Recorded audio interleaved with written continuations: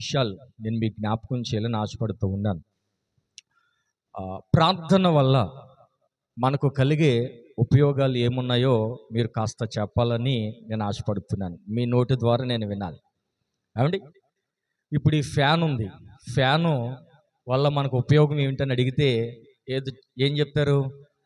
ఏమండి, కార్లు ఉన్నాయి, లేకపోతే సెల్ ఫోన్ ఉంది, ఇవన్నీ దానివల్ల ఉపయోగం ఏమిటి అని అడిగితే ఖచ్చితంగా ఏదో ఒక సమాధానం మీ దగ్గర నుంచి వస్తుంది. ఏమండి, దేని గురించి, సెల్ ఫోన్ గురించి చెప్పమంటే ఎన్నో ఉపయోగాలు మీరు చెప్తారు. అలాగే కార్ల గురించి అడిగితే, లేకపోతే మనం వాడుతున్న ఏ వస్తువైనా అడిగితే దాని యొక్క ఉపయోగం ఏమిటి అని అడిగితే ఖచ్చితంగా ప్రతి ఒక్కరు కూడా చెప్తారు. అయితే ప్రార్థన వల్ల ఉపయోగాలు ఏమిటి అనేది మీరు చెప్పాలి. ఏమండి, మనం అందరం ప్రార్థనకు వచ్చాం కదా, దీనివల్ల ఉపయోగం ఏమున్నది చెప్పండి అమ్మా. ఏమండి, కార్యాలు జరగాలి, మంచిది. ఇంకా ప్రార్థన వల్ల ఉపయోగాలు ఏంటి? మేలులు, ఆ ఆత్మలు రక్షించబడాలి, మంచిది. ఇంకా ప్రార్థన వల్ల మన కుటుంబాలు కట్టుకుంటాం, మంచిది. అయితే దేవుని వాక్యంలోంచి 2-3 మాటలు మీకు జ్ఞాపకం చేస్తాను. అసలు ప్రార్థనకి ఎందుకు రావాలి, ప్రార్థన వల్ల మనకి ఉపయోగం ఏమున్నది? ఏమండి, మనం అందరం కూడా ప్రార్థన చేసే వాళ్ళం కదా, కనుక ప్రార్థన వల్ల అసలు ఏం ఉపయోగం ఉందో ఒకసారి చూడండి. లూకా సువార్త 21వ అధ్యాయం 35వ వచనం 36వ వచనం చూస్తే మనకి అసలు ప్రార్థన ఎందుకు చేస్తున్నాం, అసలు ప్రార్థన వల్ల మనకి ఏం మేలు ఉంది, ఏం ఉపకారం ఉన్నది అనేది అక్కడ దేవుని యొక్క వాక్యంలో మనం చూస్తాం. చదవండి, లూకా సువార్త 21వ అధ్యాయం 35వ వచనం చదవండి. ఆ దినము కాబట్టి మీరు జరగబోవు వీటన్నిటిని తప్పించుకుని మనుష్య కుమారుని ఎదుట నిలబడుటకు శక్తి గలవారగునట్లు ఎల్లప్పుడూ ప్రార్థన చేయుచు మెలకువగా ఉండండి. ఎల్లప్పుడు ఏం చేయాలంటమ్మా? ప్రార్థన చేయుచు మెలకువగా ఉండాలి. ఎందుకు చేయమన్నాడు అంటే దానివల్ల ఉపయోగం ఏంటంటే, ఏమండి, జరగబోతున్న నాశనం నుంచి తప్పించేది ఏంటనంటే ప్రార్థన. దేవునికి స్తోత్రం కలుగునుగాక. ఏమండి, నాశనం జరగబోతున్న ఆ పరిస్థితుల్లోనికి మనం వచ్చేసాం. ప్రకటన గ్రంథ నెరవేర్పులోనికి మనం వచ్చేసాం. కనుక జరగబోతున్న నాశనం, ప్రమాదం, ఆ భయంకరమైన పరిస్థితుల్లోంచి తప్పించుకునేది ఏమైనా ఉన్నదనంటే అది ప్రార్థన ద్వారా సాధ్యము. దేవునికి స్తోత్రం కలుగునుగాక. అక్కడ ఇంకో చక్కటి మాట రాశాడు. అదేంటనంటే దేవుని ఎదుట నిలబడడానికి శక్తి ఎక్కడి నుంచి వస్తుంది? పవర్.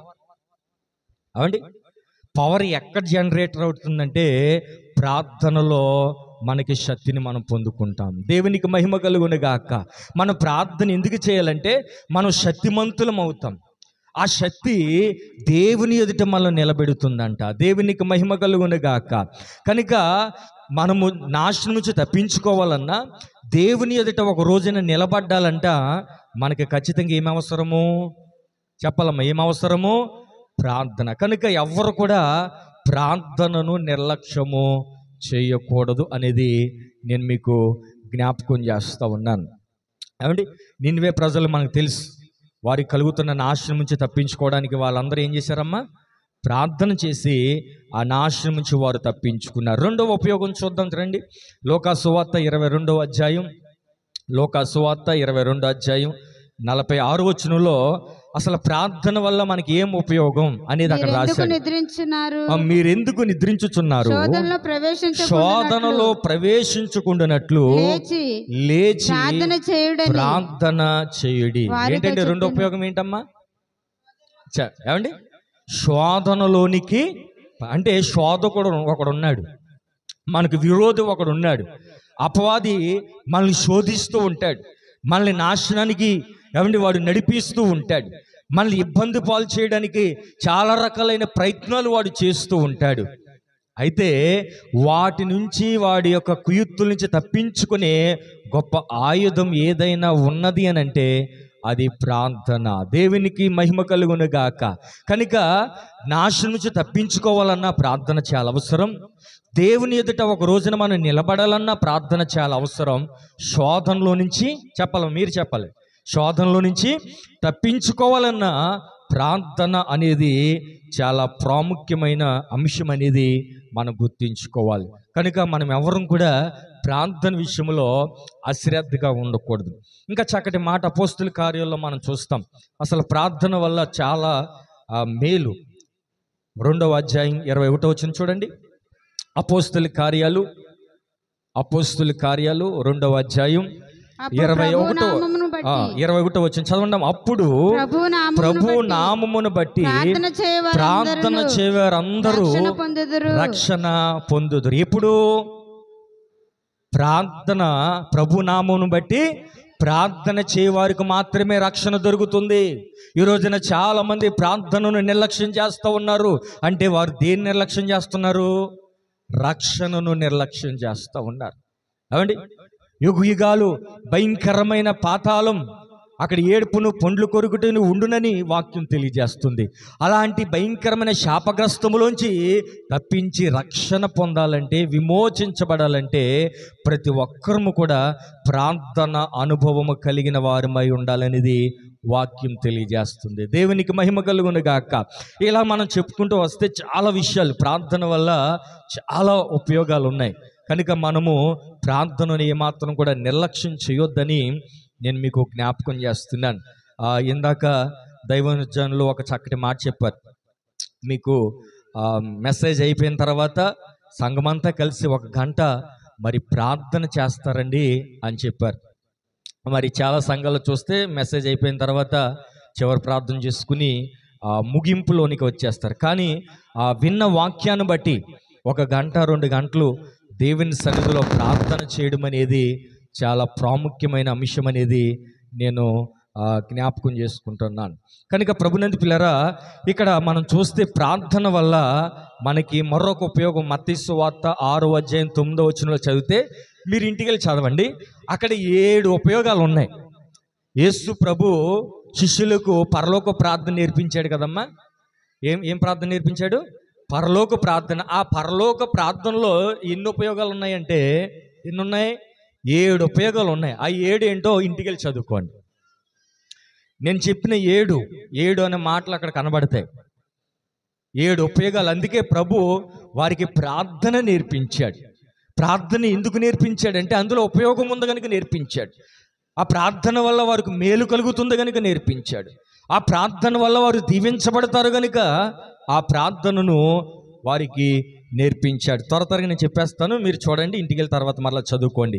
ఏమంటే ప్రార్థన వల్ల అక్కడ కలిగిన 7 ఉపయోగాలు మనకి ఏంటనంటే, పరలోక ప్రార్థనలో మనము పరిశుద్ధపరచబడతాము. 2వది దేవుని చిత్తం ఏమిటో మనం తెలుసుకుంటాము. 3వది మన అనుదిన ఆహారాన్ని మనము పొందుకుంటాము. 4వది క్షమించబడతాము. 5వది శోధన నుంచి తప్పించబడతాము. 6వది కీడు నుంచి తప్పించబడతాము.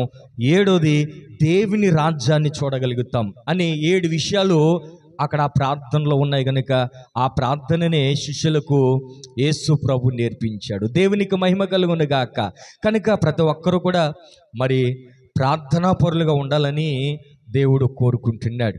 అయితే మంచిది. దేవుని మందిరం వల్ల ఉపయోగం ఏమిటి? ప్రార్థన వల్ల కొన్ని ఉపయోగాలు మనం చూస్తాం. అసలు దేవుని మందిరం వల్ల ఉపయోగం ఏమిటి, అది కూడా కాస్త 2 విషయాలు మీరు ఏం చెప్పగలిగితే మనం వాక్యంలోనికి వెళ్ళిపోదాం. చెప్పండి అమ్మా. మీరు అందరూ దేవుని మందిరానికి వస్తున్నారు కదా, అసలు మందిరంలో మనం రావడం వల్ల అసలు ఉపయోగం ఏముంది మనకి, అది తెలుసుకోవాలి కదా. చెప్పండి అమ్మా. దేవుని మందిరంలో ఏం ఉపయోగం ఉన్నది? ఇక్కడ మనం అందరం కలిసి దేవుని మందిరంలో ఏమండి ఆరాధించుకోవడం వల్ల మనకి ఏం ఉపయోగం ఉన్నది? సంపూర్ణ సంతోషం. చాలా చక్కటి మాట చెప్పారు. ఆ మాట చదువుదాం ఒకసారి రండి.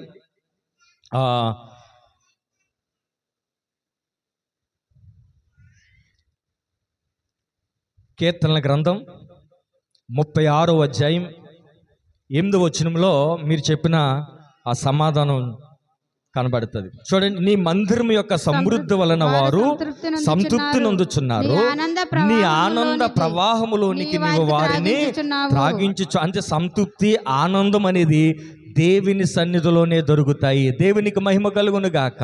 ప్రభునందు పిల్లరా, ఈ సంతోషము, ఆనందము, సంతృప్తి అనేది ఏమంటే లోకంలో మనకి ఎక్కడా దొరకదండి.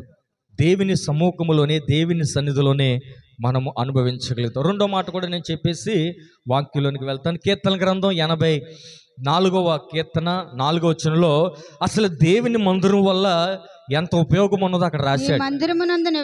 నీ మందిరమందు నివసించువారు ధన్యులు, వారు నిత్యము నిన్ను స్తుతించెదరు. నీ వలన బలమునందు మనుషులు ధన్యులు, యాత్ర చేయు మార్గములు వారికి అతి ప్రియములు.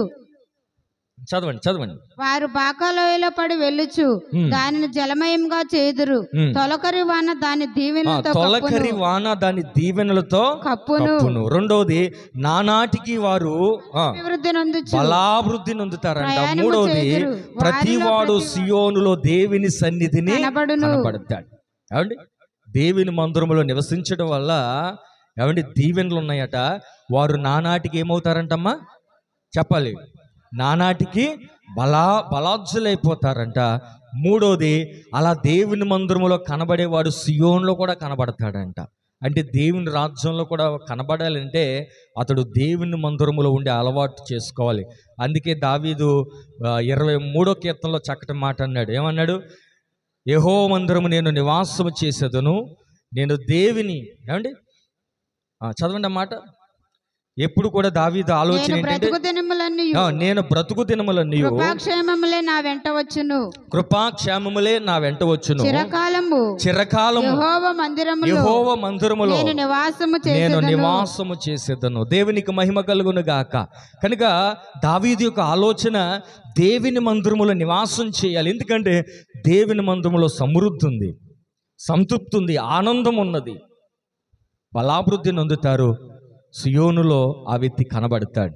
కనుక దేవుని మందిరానికి మనం ఎప్పుడు కూడా నిర్లక్ష్యం చేయకూడదండి. చాలామంది పునరుద్ధాన ఆరాధనలు కూడా చాలామంది పోగొట్టుకుంటున్నారు. అంటే దేవుని యొక్క మందిరం యొక్క విలువ ఏమిటో చాలామందికి అర్థం కావట్లే.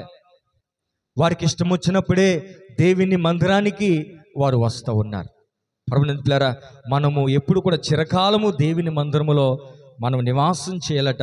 అట్టి వాడు ఖచ్చితంగా ఎక్కడ కనబడతాడంటే, ఏమంటే భూమి మీద మందిరంలో కనబడడం గొప్ప విషయం కాదు, దానికంటే సియోనులో కూడా అతడు కనబడతాడంట. దేవునికి మహిమ కలుగును గాక. ఇంకా మనం చూస్తే 92వ కీర్తనలో అతడు వర్ధిల్లతాడు అనే మాటను చూస్తాం. 92వ కీర్తన 13వ వచనం. అలాగే 52వ కీర్తనలో 8వ వచనంలో అతడు పచ్చగా ఉంటాడు. మన కుటుంబాలు, మన జీవితాలు పచ్చగా ఉండాలంటే దేవుని మందిరములో నివాసం చేయడం నేర్చుకోవాలి. అంటే మనము ఏర్పాటు చేయబడిన మరి ప్రార్థన కూడికలు ఏమాత్రం కూడా నిర్లక్ష్యం చేయకూడదండి.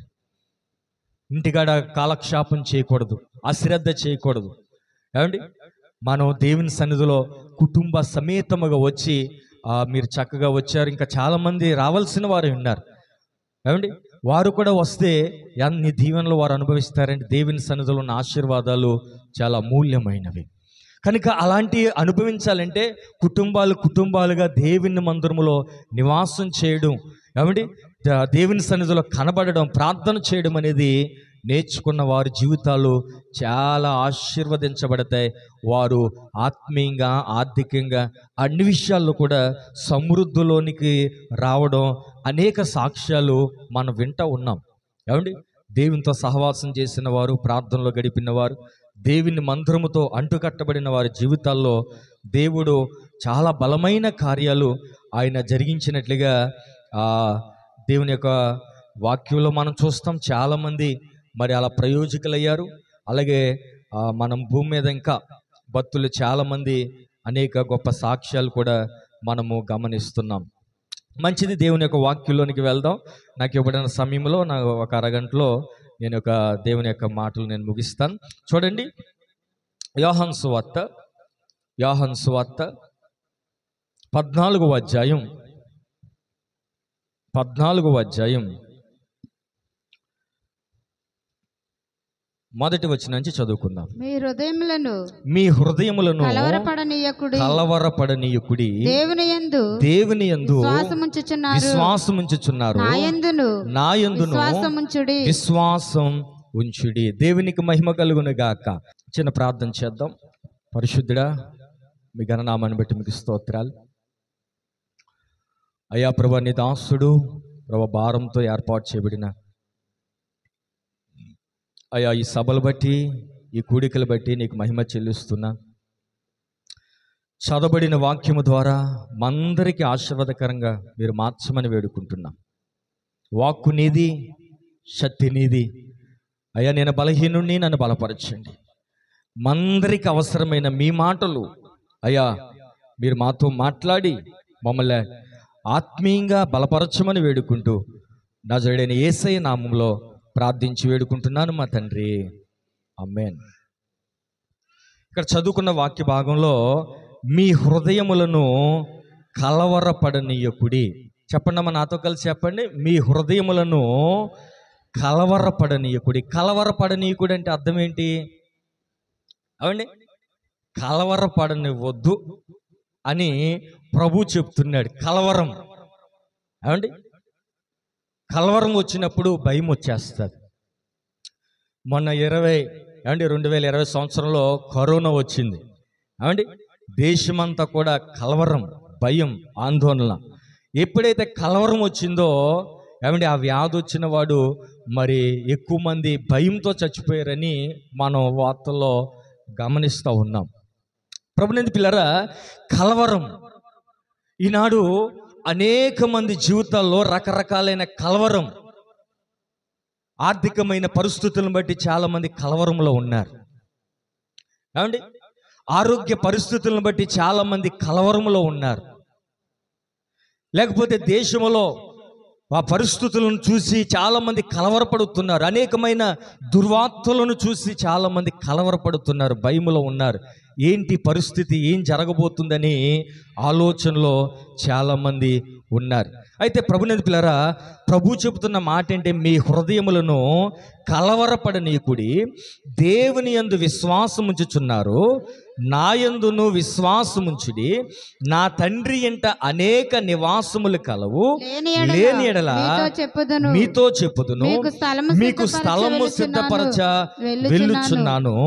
నేను వెళ్ళి మీకు స్థలము సిద్ధపరిచినలా నేనుండు స్థలములో మీరు ఉండులాగన మరలా వచ్చి నా యొద్ద నుండుటకు మిమ్మల్ని తీసుకొని పోవుదును. దేవునికి మహిమ కలుగును గాక.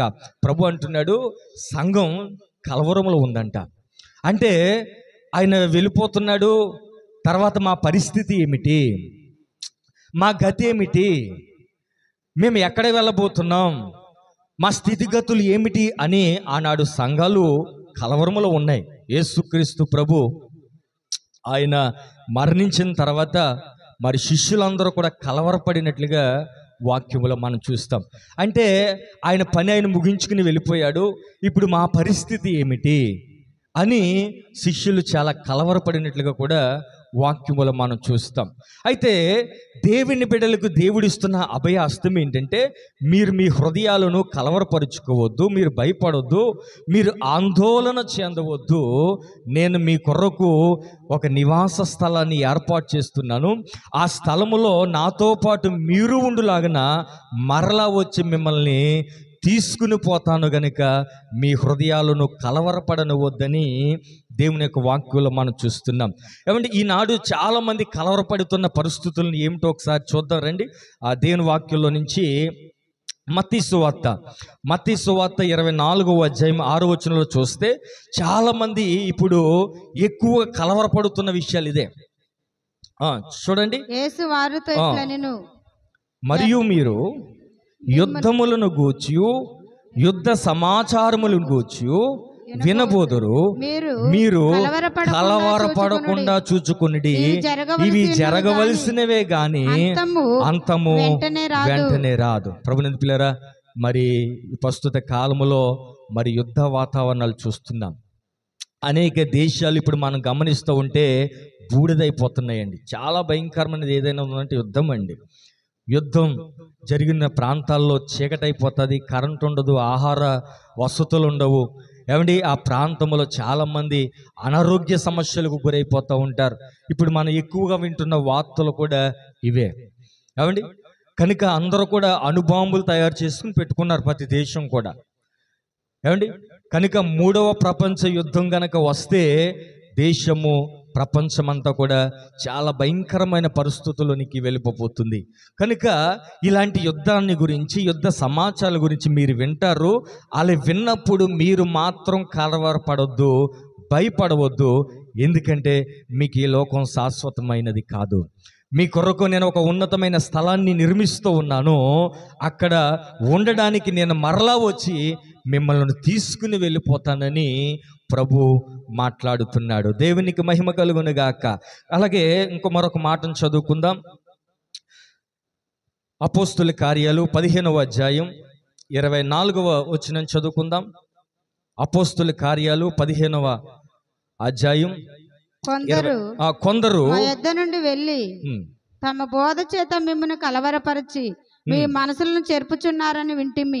ప్రభునందు పిల్లరా, రెండవది ఏమంటే మన సంఘాలలో ఎక్కువగా కలవరం ఏర్పడుతుంది. కొంతమంది మనలో నుంచి వెళ్ళి అబద్ధ బోధకులు చేసి చాలామంది కలవరపరుస్తున్నారంటండి. ఏమండి, కనుక మనము ఎవరి బోధను వినాలో వాళ్ళ బోధనే వినాలండి. అందరి బోధలు మనం వినకూడదు. ఏమండి, కొంతమంది అప్పుడే పునరుద్ధానం అయిపోయిందని చెప్పేవాళ్ళు ఉన్నారు. శరీరంతో ఏం చేసినా పర్వాలేదు, ఆత్మే కదా దేవుని దగ్గరికి వెళ్ళేదని రకరకాలైన బోధలు చేసి సంఘాన్ని కలవరపరుస్తున్న వారు ఉన్నారు.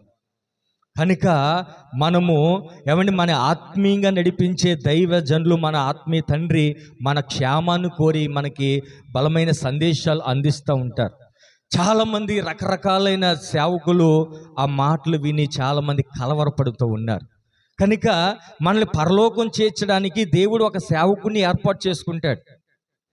ఆ సేవకుని మాట వింటే మనం ఖచ్చితంగా ఆ సేవకుని ద్వారా దేవుడు మనల్ని పరలోక రాజ్యానికి నడిపిస్తూ ఉంటాడండి. ఇంకొక మాట చదవండి, గలతీయులకు రాసిన పత్రిక 1వ అధ్యాయం 7వ వచనం చదవండి. అక్కడ కూడా పౌలు అంటాడు, చాలా మంది మిమ్మల్ని కలవరపరుస్తున్నారు అని రాస్తాడు. సరే చదవండి. గలతీయులకు రాసిన పత్రిక అది మరొక సువార్త కాదంట, మన సువార్తనంట. క్రీస్తు సువార్తను చెరపగోరి మిమ్మల్ని కలవరపరుచువారు కొందరున్నారు. ఏమండి, వాళ్ళేం బయటోళ్ళు కాదంట, మనల్ని కలవరపరిచేది, మనల్ని భయపెట్టేది. ఏమండి, మనలోనే ఉంటారట. కానీ వారు క్రీస్తుకు వ్యతిరేకంగా వారు మాట్లాడి అనేక మంది విశ్వాసములోంచి తొలగించేస్తున్నారు, భక్తులోంచి తొలగించేస్తున్నారు.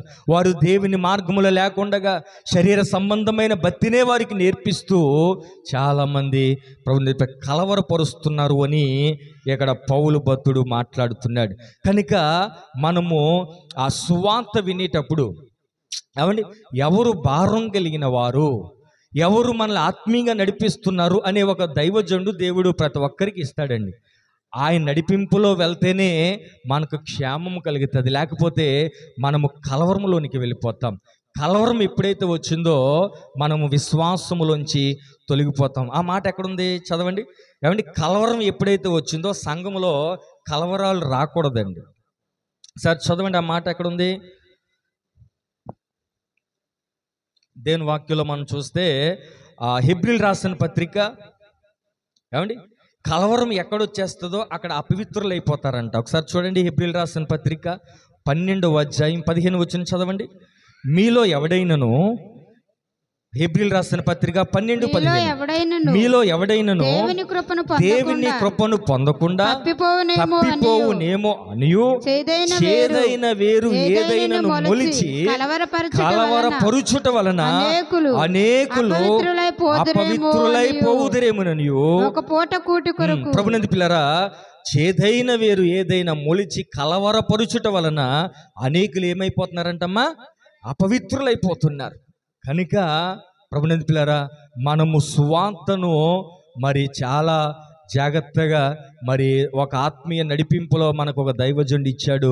ఆ దైవజనుడి నడిపింపులో మన సువార్త వింటేనే మనకు క్షేమం అనేది నేను మరొకసారి మీకు జ్ఞాపకం చేస్తున్నాను. కనుక అనేక రకాలైన బోధలు విన్నప్పుడు మన హృదయం కలవరం చెందుతాయి. కలవరం చెందినప్పుడు మనము అపవిత్రులం అయిపోతామనే విషయాన్ని ఇక్కడ రాస్తున్నాడు. కలవరం ఎక్కడొస్తుందో అక్కడ భయం వస్తుంది. కలవరం ఎక్కడొస్తుందో అక్కడ అపవిత్రత వస్తుంది. కలవరం ఎక్కడ వస్తుందో అక్కడ ఆందోళన వస్తుంది. కలవరం ఎక్కడొస్తుందో వారు భక్తి జీవితంలో, విశ్వాస జీవితంలో వారు దిగజారిన వారైపోతారన్న విషయాన్ని దేవుని యొక్క వాక్యం మనకు తెలియజేస్తుంది. ప్రియులారా, మరొక రకమైన కలవరం ఈనాడు ఎక్కువగా ఉన్నది సంఘములో మనం చూస్తే మరొక రకమైన కలవరం ఎక్కువగా మనల్ని బాధిస్తుంది. ఒకసారి చూడండి, 1 పేతురు పత్రిక 3వ అధ్యాయం 14వ వచనం చదవండి. 1 పేతురు పత్రిక 3వ అధ్యాయం 14వ వచనం చూస్తే, మీరొకవేళ నీతి నిమిత్తము శ్రమపడినను మీరు ధన్యులే, వారి బెదిరింపునకు భయపడకుడి, కలవరపడకుడి. అంటే దేవుని బిడ్డలు హింసించబడుతూ ఉన్నారు, దేవుని ప్రజలు చంపబడుతూ ఉన్నారు, దేవుని ప్రజలు చెరసాల్లోనికి వెళ్ళిపోతున్నారు. ఏమండి, దేవుని బిడ్డలు చాలా మంది దైవ సేవకుల్ని వారు చంపేస్తూ ఉన్నారు.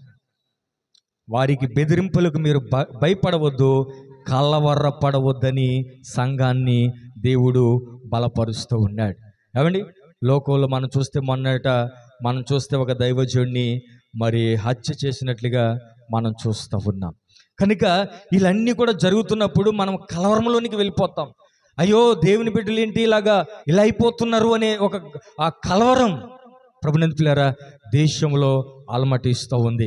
కనుక ఇలాంటి పరిస్థితుల్లో ప్రభునందు పిల్లరా దేవుడు చెప్తున్న మాట ఏంటంటే, మీ హృదయాలను అసలు మీరు కలవరపడనివద్దు. మనం వాక్యంలోనికి వెళ్ళిపోదాం. చూడండి, మీ హృదయములను కలవరపడనివద్దు, దేవుని యందు విశ్వాసముంచుచున్నారు, నా యందును విశ్వాసముంచుడి, నా తండ్రి ఇంట అనేక నివాసములు కలవు, లేని ఎడల మీతో చెప్పుదును, మీకు స్థలము సిద్ధపరచ వెళ్ళుచున్నాను, నేను వెళ్ళి మీకు స్థలము సిద్ధపరిచిన ఎడల నేనుండు స్థలములో మీరును ఉండలాగిన మరలా వచ్చి నా యొద్ద ఉండుటకు మిమ్మలను తీసుకుని పోవుదును, నేను వెళ్ళుచున్న స్థలమునకు మార్గము మీకు తెలియనని చెప్పెను.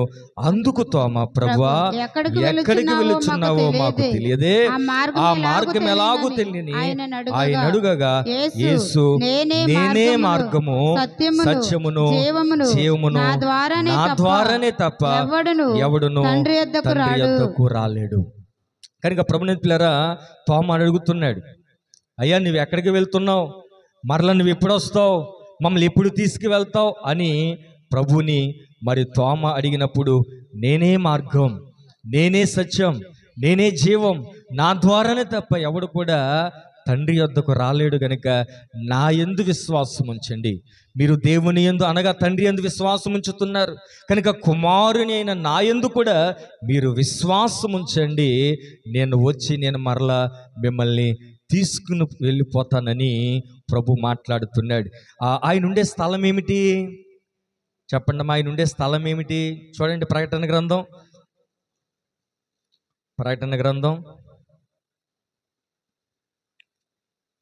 21వ అధ్యాయం 3వ వచనం నుంచి చదవండి. అప్పుడు ఇదిగో దేవుని నివాసము మనుషులతో కూడా ఉన్నది. ఎవరితో కూడా ఉన్నదంటమ్మా? మనుషులతో కూడా ఉన్న. అంటే ఆ మనుషులు ఎవరో? ఏమండి, ఆ మనుషులు ఎవరో? మరలా చదవండి. అప్పుడు ఇదిగో దేవుని నివాసము మనుషులతో కూడా చెప్పాడే, మీరు మీ హృదయాన్ని కలవరపరుచుకోవద్దు, దేని గురించి కూడా మీరు భయపడవద్దు. నాకు ఒక నివాసం ఉంది, మనుషులతో కూడా అది ఉన్నది, ఆయన వారితో కాపురముండును, వారాయన ప్రజలయుందురు, దేవుడు తానే వారి దేవుడయుండి వారికి తోడయుండును. దేవునికి స్తోత్రం కలుగును గాక. కనుక మనము సర్వశక్తి కలిగిన దేవుని మనం నమ్ముకున్నామండి. దేవుడు మన కొరకు ఒక గొప్ప స్థలాన్ని ఏర్పాటు చేశాడు. అందులోనికి మనల్ని తీసుకువెళ్ళడానికి ఆయన మరలా రాబోతున్నాడు. కనుక ఈ లోకములో ఎలాంటి పరిస్థితులు మనకి ఎదురైనా మనము జడియకూడదు, భయపడకూడదని దేవుని యొక్క వాక్యం తెలియజేస్తుంది. కొన్ని రకాలైన సమస్యలు వస్తాయి, కొన్ని రకాలైన ఇబ్బందులు వస్తాయి, పోరాటాలు వస్తాయి, వ్యాధులు వస్తాయి, అయినా దేవుని విడిచిపెట్టొద్దండి. ఏమండి, అనేక శ్రమలు అనుభవించి మనం దేవుని రాజ్యంలో చేరవలసిన వారమై ఉన్నాం. చాలామంది ఏమండి వ్యాధిగ్రస్తులుగా కూడా చాలామంది మరణించిన వారిగా మనం చూస్తాం. అలాగని వారు దేవుని రాజ్యాన్ని వారు పోగొట్టుకోలే. ఎలాంటి శ్రమలైనా, ఎలాంటి హింసలైనా, ఎలాంటి పోరాటాలైనా వారు దేవుని యందు వారి విశ్వాసముతో జీవించి వారు ఉన్నతమైన స్థలములోనికి వారు ఎక్కి వెళ్ళారు. అలాగ మనం కూడా ఎక్కి వెళ్ళాలని దేవుడు మాట్లాడుతున్నాడు. అక్కడ చాలా అద్భుతమైన మాటలు మనం చూస్తాం. అక్కడ ఏడుపు ఉండదట. చదవండి ఆ మాటలు మరలా. ప్రకటన గ్రంథం 20. దేవుడు తానే వారు దేవుడై ఉండి వారికి తోడయుండును, ఆయన వారి కన్నుల ప్రతి భాషబందును తుడిచివేయును, మరణము ఇక ఉండదు, దుఃఖమైనను ఏడ్పైనను వేదనైనను ఇక ఉండదు, మొదటి సంగతులు గతించిపోయినని సింహాసనుడు వచ్చిన గొప్ప స్వరము చెప్పుట. మొదటి సంగతుల్లో మనం ఉన్నాం. ఈ మొదటి సంగతులు గతించిపోయే సమయం ఆసన్నమవుతుంది ప్రభువులారా. కనుక ఆ దేవుడు మన కొరకు ఒక ఉన్నతమైన ప్రణాళికలు కలిగి ఉన్నాడు. ఆయన స్వరత్వమిచ్చి సంపాదించుకున్న సంఘం మనం. ఆయన బిడ్డలైన మన అందరి కొరకు ఒక ఉన్నతమైన ప్రణాళికలు దేవుడు కలిగి ఉన్నాడు. కనుక ఏ విషయంలో కూడా కలత చెందొద్దు అని ఆయన మాట్లాడుతున్నాడు. ఏ విషయంలో కూడా మీరు జడవద్దు, భయపడవద్దు. ఒకవేళ హింసలు జరగవచ్చు, ఏమండి పోరాటాలు జరగవచ్చు, రకరకాలైన పరిస్థితులు, వార్తలు, యుద్ధాల గురించి, ఏమండి రకరకాలైన పరిస్థితుల గురించి మీరు వినవచ్చు. ఎలాంటి పరిస్థితులు లోకములో జరుగుతున్నా మీరు మాత్రం మీ హృదయాలను కలవరపడొద్దు అని దేవుడు మాట్లాడుతున్నాడు. ఎందుకంటే చివరి దినాల్లోన ఎక్కువగా కలవరపరిచే వార్తలే మనం ఎక్కువ వింటామండి. 2 తిమోతి పత్రిక 3వ అధ్యాయం. మనుషులు అంచె దినాలలో మనుషులు ఎలా మారిపోతారు? అంచె దినములో అపాయకరమైన కాలములు వచ్చినని తెలుసుకున్నాము. ఏలైనగా మనుషులు ఎలా మారిపోతారమ్మా? స్వార్థపరులైపోతారంట. రెండోది ధనాపేక్షలైపోతారు. మూడోది బింకములాడు వారుగా మారిపోతారు. అహంకారులైపోతారు, దోషకులైపోతారు, తల్లిదండ్రులకు అవిధేయులుగా, కృతజ్ఞత లేని వారుగా, అపవిత్రులుగా, అనురాగరహితులుగా, అతిదేశులుగా, అజితేంద్రియులు, క్రూరులు, సజ్జన ద్వేషులు, ద్రోహులు, మూర్ఖులు, గర్వాంధులు, దేవుని కంటే సుఖానుభావం ఎక్కువగా ప్రేమించేవారు. ఇలాంటి వారు ఈ చివరి దినాలు ఎక్కువ కనబడతారు. కనుక ఏమండి భయంకరమైన కలవరాలు దేశములో, ఏమండి ప్రపంచంలో మనం చూస్తాం. ఇలాంటి కాలంలోనికి మనం వచ్చేస్తాం. కనుక ప్రభునందు పిల్లారా, ఎక్కువగా చింత, ఏమండి శాంతి లేని పరిస్థితులు, నెమ్మది లేని పరిస్థితులు, ఏమండి అపాయకరమైన పరిస్థితులు మనము గమనిస్తూ ఉన్నాం. ఇలాంటి పరిస్థితులు మనం గమనిస్తున్నప్పుడు మనం ఒకే ఒక మాటను మనం జ్ఞాపకం చేసుకోవాలి. ప్రభు ఏం చెప్పాడంటే, మీ హృదయాన్ని మాత్రం కలవరపరచుకుని వద్దు, నా యందు విశ్వాసం ఉంచండి, నేను మీ కొరకు స్థలం సిద్ధం చేస్తున్నాను. అంతే. ఆ 3 మాటలే. ఏమండి మీ హృదయాన్ని కలవపరుచుకోవద్దు, నా యందు విశ్వాసం ఉంచండి, నేను మీ కొరకు స్థలము సిద్ధం చేస్తున్నాను. కనుక ఇంత గొప్ప దేవుడు మనకున్నాడు. ప్రభుని పిల్లరా, ఆయన యందు విశ్వాసం ఉంచిన వాడు కలవరపడని ఎక్కడుంది ఆ మాట? ఏమండి దేవుని యందు మనకు నిజంగా విశ్వాసం ఉంటే, నమ్మకం ఉంటే, అలాంటి వాడు ఎలాంటి పరిస్థితులు ఎదురైనా, ఏమండి దానియేలుకి ఎదురయ్యాయి, ఏమండి మొర్దెకైకి ఎదురయ్యాయి. ఇలా చూస్తే చాలామంది భక్తులు, పౌలు గారికి, శిష్యులకి ఎన్నో రకాలైన సమస్యలు ఎదురయ్యాయి. కానీ వారు దేవుని యందు వారు విశ్వాసం ఉంచారు కనుక వారు కలవరపడలేదు. ఆ మాట ఎక్కడుందో చెప్పండి అమ్మా. యెషయా గ్రంథం 28వ అధ్యాయం. యెషయా గ్రంథం 28వ అధ్యాయం 16వ వచనం చదవండి. ప్రభువగు యెహోవా ఇలాగు సెలవిచ్చుచున్నాడు, సియోనులో పునాది రాతిని వేసిన వాడును నేనే, అది పరిశోధింపబడిన రాయి, అమూల్యమైన తలరాయి, బహు స్థిరమైన పునాది అయిన మూలరాయి ఉన్నది, విశ్వసించువాడు కలవరపడడు. దేవునికి స్తోత్రం కలుగును గాక. ఏమండి సియోనులో పునాది వేసిన వాడు ఎవరంట? ఏమండి దేవుడే, యెహోవాయే. దేవునికి మహిమ కలుగునుగాక. కనుక ఆ మూలరాయిని వేసిన వాని యందు విశ్వాసం ఉంచేవాడు ఎలాంటి పరిస్థితులు భూమి మీద జరుగుతున్నా అలాంటి కలవరపడడు. దానియేలు చూడండి, సింహాల బోన్లో వేస్తాను వేసేసినా కూడా అతని హృదయం కలవరపడలేదు, భయపడలేదు. ఎందుకంటే అతడు దేవుని యందు విశ్వాసం ఉంచాడు. దేవునికి మహిమ కలుగునుగాక. పౌలు గారిని రకరకాలైన శోధనలు శ్రమలు పాలు చేశారు, రాళ్ళతో కొట్టారు, అయినా తన హృదయం కలవరపడలేదు. ఎందుకంటే పౌలు గారు దేవుని యందు విశ్వాసం ఉంచారు. కనుక ప్రభుని పిల్లరా, మన జీవితాల్లో దేవుని యందు మన విశ్వాసాన్ని నిలపగలిగితే ఆ విశ్వాసం మనం ఈ లోకములో జరుగుతున్న ఎలాంటి పరిస్థితులను చూచి మనం భయపడము, ఆందోళన చెందము, కలవరపడము అనే విషయాన్ని దేవుని యొక్క వాక్యం మనకి తెలియజేస్తుంది. ప్రభుని పిల్లరా, మరొక మాట చదువుదాం. యోహాను సువార్త 14వ అధ్యాయం 27వ వచనం చదవండి అమ్మా. శాంతి మీకు అనుగ్రహించి వెళ్ళుచున్నాను, శాంతి మీకు అనుగ్రహించి వెళ్ళుచున్నాను, నా శాంతినే మీకు అనుగ్రహించుచున్నాను, లోకం ఇచ్చినట్లుగా నేను మీకు అనుగ్రహించటం లేదు. మీ హృదయములను కలవరపడనీయకుడి, వెరవనీయకుడి. దేవునికి మహిమ కలుగును గాక. నా శాంతిని మీకు ఇస్తున్నాను. ఎక్కడ చూసినా భూమి మీద ఎక్కడ శాంతి లేదండి. దేవుని ఆత్మ కలిగిన వారే, దేవుని నడిపింపులో ఉన్న వారికి మాత్రమే శాంతి, సమాధానం కలుగుతాయి. ప్రభునందు పిల్లారా, కనుక నా శాంతిని మీకు ఇస్తున్నాను, కనుక మీరు కలవరపడవద్దు అని ప్రభు చెప్తున్నాడు. కనుక మన జీవితాల్లో అలాంటి ప్రభుకి మన జీవితాన్ని మనం అప్పగించుకుని ఆయన విశ్వాసంతో మనము మన జీవితాన్ని, మన శాశ్వత జీవితాన్ని దేవునికి సమర్పించుకుని దేవునిలో మనం ముందుకు సాగిపోతే నిశ్చయముగా దేవుడు మన కొరకు ఒక గొప్ప ఏర్పాట్లనే చేసి ఉన్నాడు అనే విషయాన్ని నేను మీకు జ్ఞాపకం చేస్తున్నాను. ఒక నదిలో ఒక పడవ ప్రయాణం చేస్తూ వెళ్తుంది. చాలా ప్రజలు ఉన్నారు. అయితే మార్గం మధ్యలో తుఫాన్ వచ్చింది. తుఫాన్ వస్తే అందరూ కూడా కలవరపడిపోతున్నారు. అమ్మో, ఈ తుఫాన్ వచ్చింది, మనం మునిగిపోతామేమో, మేము అద్దరికి చేరుకోలేమేమో, మా పరిస్థితి ఇంతేనేమో అని వారందరూ కూడా భయము, ఆందోళన చెందుతూ ఉన్నారు. అందులో ఒక ఆమె మాత్రం చాలా ప్రశాంతంగా ఉంది. అందరూ కూడా అడుగుతున్నారు, ఏంటమ్మా ఇంత తుఫాను వచ్చేస్తూ ఉంది, మన ప్రాణాపాయంలో ఉన్నాము, మేమందరూ కూడా భయపడుతూ ఉంటే నీవేదో ప్రశాంతంగా కనబడుతున్నావు, నీవేమీ అసలు భయపడుతున్నట్లుగా నీ ముఖంలో ఏమి కూడా కనబడట్లేదు, ఏమిటి విషయం అని వాళ్ళందరూ కూడా ఆమెను అడిగారట. అయితే ఆమె చెప్పిన సమాధానం ఏంటంటే, నేను భయపడవలసిన అవసరం లేదు, నేనేమాత్రం కూడా కంగారు పడను. ఒకవేళ నేను చనిపోతే పెద్ద కుమార్తె దగ్గరికి వెళ్తాను, బ్రతుకుంటే చిన్న కుమార్తె దగ్గరికి వెళ్తాను అన్నదంట. అంటే పెద్ద కుమార్తె ఎక్కడుంది చెప్పాలమ్మా? పెద్ద కుమార్తె ఎక్కడుంది? ఏమండి, దేవుని దగ్గర ఉన్నది.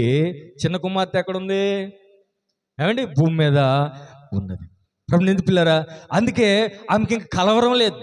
ఒకవేళ నేను చనిపోతే నా పెద్ద కుమార్తెను కలుసుకుంటాను, లేకపోతే ఇంకా దేవుడు నాకు ఆయుష్ ఇచ్చి ఈ ప్రయాణంలో ఈ తుఫాన్ ఆగిపోయి నేను క్షేమముగా అద్దరికి చేరితే నా చిన్న కుమార్తెను కలుసుకుంటాను.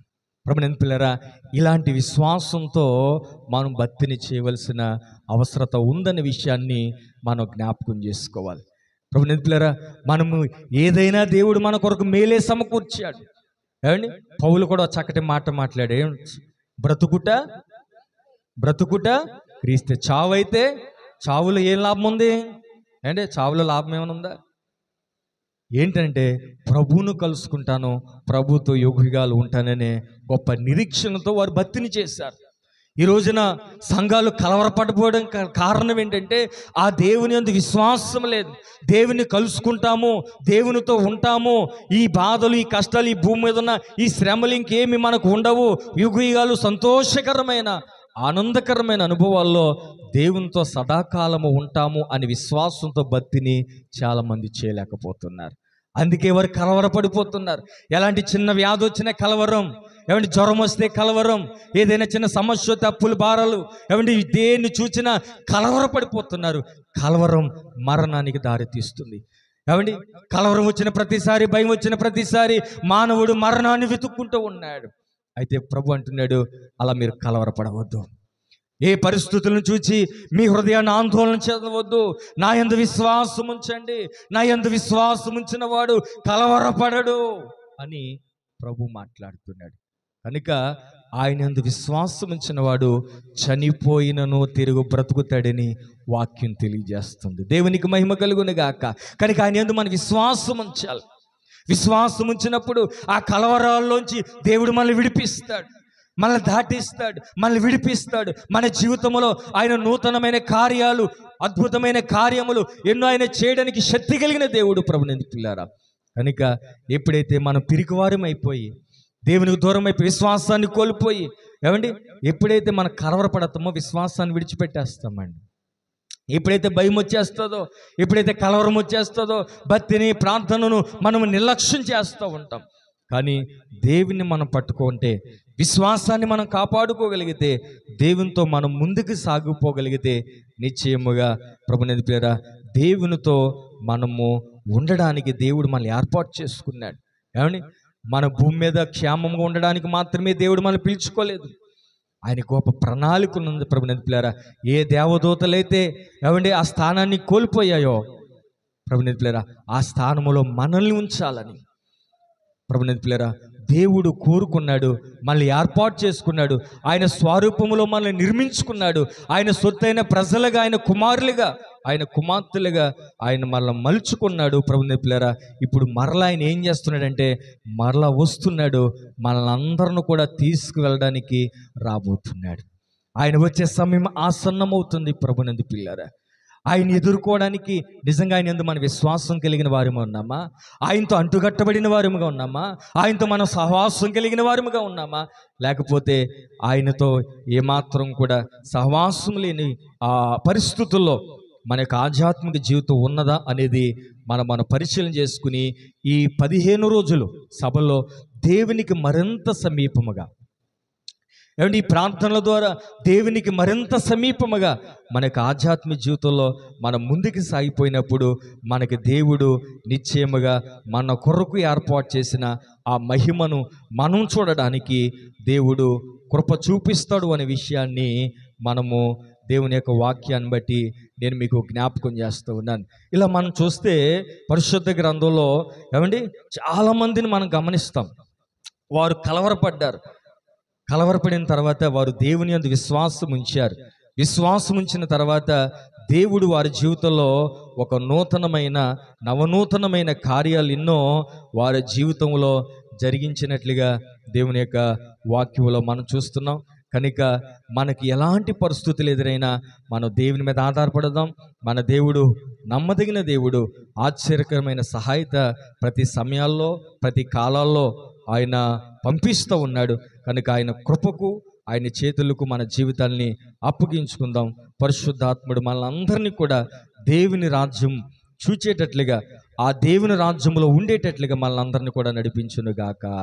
ఆమేన్. ప్రార్థన చేసుకుందాం.